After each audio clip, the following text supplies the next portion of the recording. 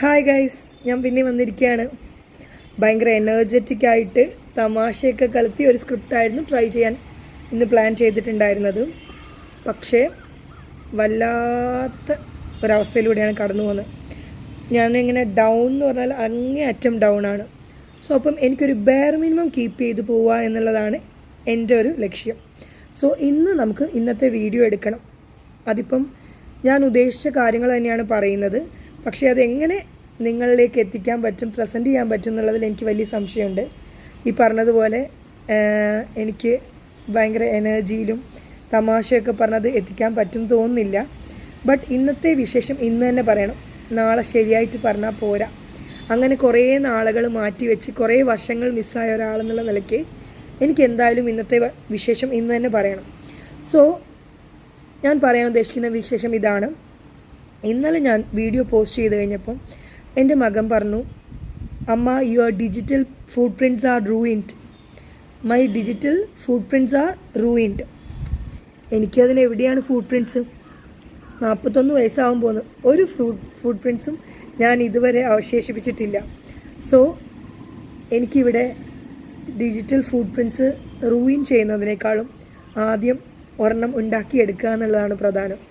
So അതുകൊണ്ട് ഞാൻ video post ചെയ്യും. എൻ്റെ വീഡിയോയ്ക്ക് പരിമിതികളും പോരായ്മകളും ഒക്കെ ഉണ്ടായിരിക്കും. വെറുതെ അങ്ങ് നിങ്ങളെ ബുദ്ധിമുട്ടിക്കാൻ വേണ്ടി ഞാൻ വന്നിരിക്കുകയൊന്നുമില്ല. ഞാൻ എൻ്റേതായ എഫേർട്ട് ഇടും, ഞാൻ ഇമ്പ്രൂവ് ചെയ്യും.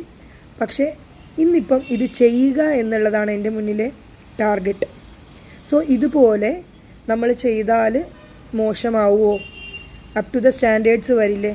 കാരണം നമ്മളെ തന്നെ നമ്മുടെ പല രീതികളിൽ കണ്ട ആൾക്കാരുണ്ടാവും. എൻ്റെ ബെസ്റ്റിൽ എന്നെ കണ്ടിട്ടുള്ള ആൾക്കാർ ഇത് കാണുന്നുണ്ടാവും. എൻ്റെ നല്ല ഫേസ് മാത്രം കണ്ടിട്ടുള്ള ആൾക്കാർ ഇത് കാണുന്നുണ്ടാവും. പക്ഷേ നമ്മളെന്ന് പറയുന്നത് ഇതിൻ്റെ മറുഭാഗം കൂടെ കൂടിയതല്ലേ.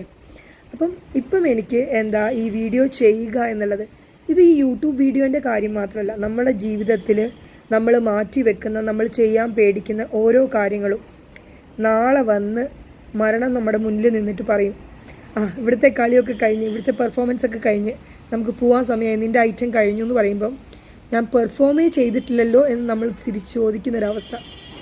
ആ ഒരു അവസ്ഥ ഉണ്ടാവാതിരിക്കാൻ വേണ്ടി സുഹൃത്തുക്കളെ, നിങ്ങൾ എന്താണോ ചെയ്യാൻ ഉദ്ദേശിച്ചിരിക്കുന്നത് അത് ചെയ്യുക, സ്റ്റാർട്ട് ചെയ്യുക. വെറുതെ നമ്മൾ വന്നിരിക്കാൻ പാടില്ല. ശരിയാണ്, നമ്മൾ എഫേർട്സ് ഇടണം, നമ്മൾ പ്രസൻറ്റബിൾ ആയിരിക്കണം, ശരിയൊക്കെ തന്നെയാണ്. പക്ഷേ നമ്മൾ ചെയ്യണം എന്നുള്ളതാണ് ഫസ്റ്റ് പ്രയോറിറ്റി. ചെയ്തു തുടങ്ങാൻ ബുദ്ധിമുട്ടുള്ള ഒരാളെന്നുള്ള നിലയ്ക്ക് എനിക്ക് ബാക്കിയുള്ള ഓരോ കാര്യങ്ങളും പതുക്കെ നമുക്ക് പരിഹരിക്കപ്പെടും. ഓക്കെ.